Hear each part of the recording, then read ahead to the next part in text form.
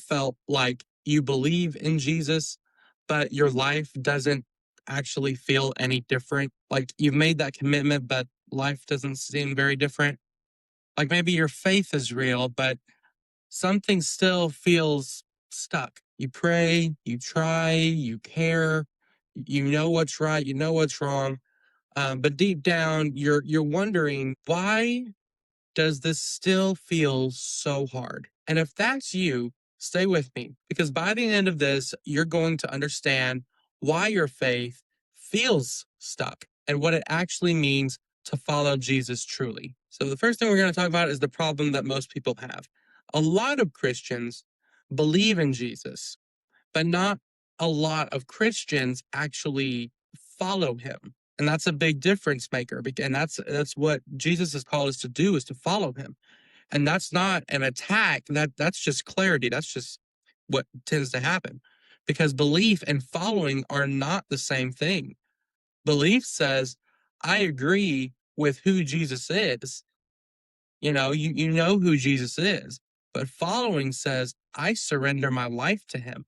And that's what Jesus calls us to do. So this channel is all about overthinkers. And so this is where overthinkers tend to get stuck. If you're an overthinking Christian, this is where it hits you the hardest, because you don't struggle with belief. That is very easy for a lot of overthinkers. It's easy for us to believe, but the struggle comes from control and releasing control. We want to understand everything. We want to feel certain about everything. We want to have it all mapped out.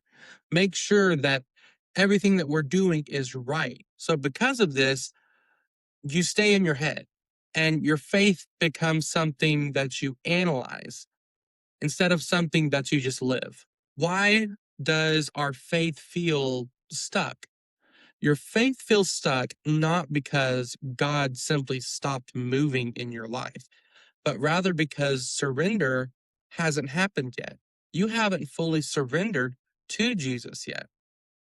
You see, we want clarity before we want obedience, peace before movement, and confirmation before action. We want to know that what the effort we're going to put in, there's a payout.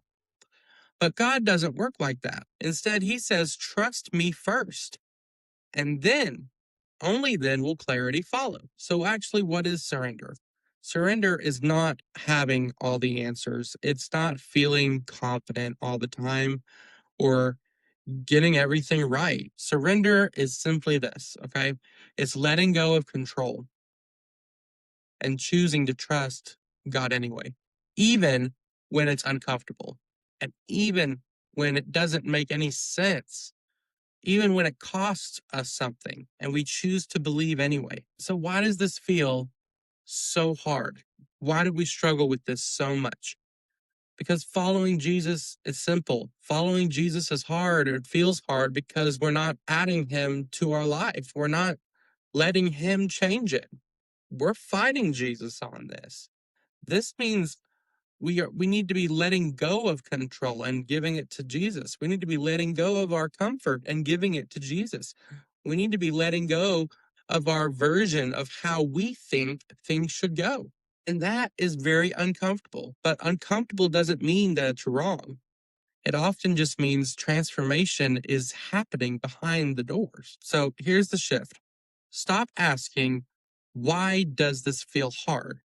Instead, let's start asking ourselves, what am I still holding on to? Because the thing that we're more than likely holding on to, and maybe you're holding on to this, is usually the thing that's keeping you stuck. And if this is hitting you right now, I want you to hear this very clearly. You're not broken. You're not a bad Christian. You're being invited into something deeper.